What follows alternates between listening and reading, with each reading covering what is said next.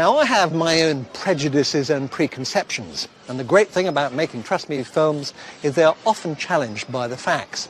Now, at the moment, there is one subject that I am really passionate about, and I'm dying to get to the bottom of. Until 7 years ago, it was quite normal to see people smoking away in restaurants and pubs. Then it was banned. Now, cigarettes in public places are making something of a comeback, albeit with a twist.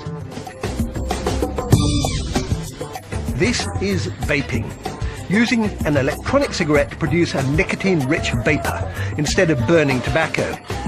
But are they bad for you?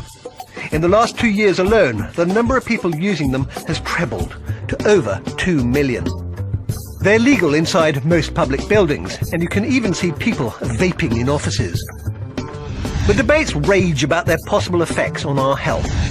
It's a very emotive subject, so I want to look at the evidence from a medical point of view. The first thing to understand is that smoking and vaping are very different. Smoking burns tobacco to release a large dose of addictive nicotine very quickly. But nicotine's not the major problem. Alongside it comes a cocktail of around 4,000 toxic chemicals, increasing the risk of cancer, heart disease, and other serious illnesses.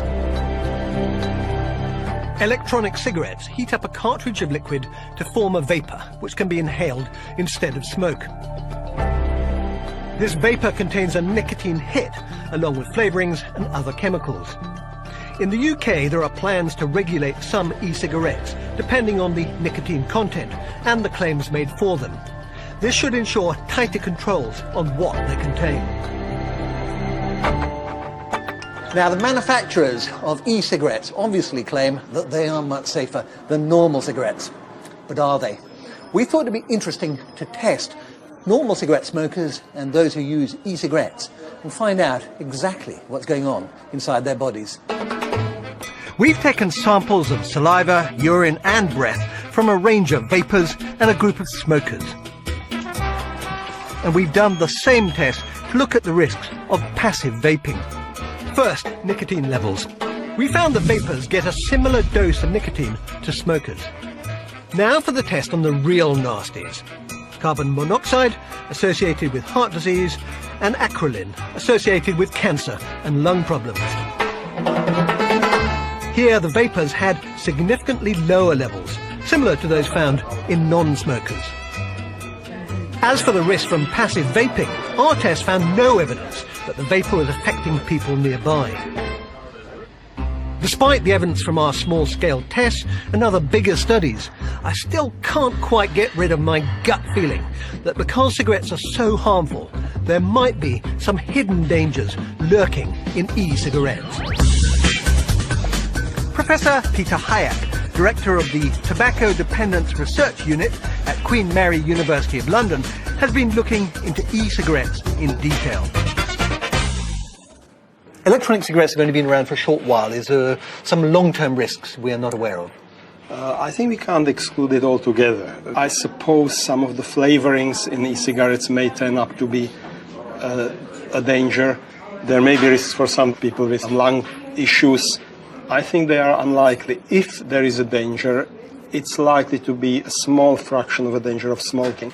What about the addictive qualities of nicotine? Because obviously they're still getting nicotine, they're not getting the other toxins. Are there dangers associated with that? There are. Nicotine is an addictive substance, and the proportion of people who use nicotine will become hooked. A lot of people drink coffee, right? You've got a coffee cup in front of you. I've got one. Yeah. A lot of people are hooked on coffee, and nicotine use would be roughly in the same category if there were no other toxic chemicals which accompany it. Do you think that e-cigarettes are a big change? I think they could be a revolutionary change. I think they have a potential to basically eradicate smoking-related disease and death on the population scale. What I've seen and heard in making this film is beginning to make me rethink my opinion about e-cigarettes. But their effects on our body are only part of the picture. There are fears that allowing widespread use of e-cigarettes would make the consumption of nicotine an everyday sight again. Already there are stories of children as young as 11 trying them. The British Medical Association is calling for a ban in public places.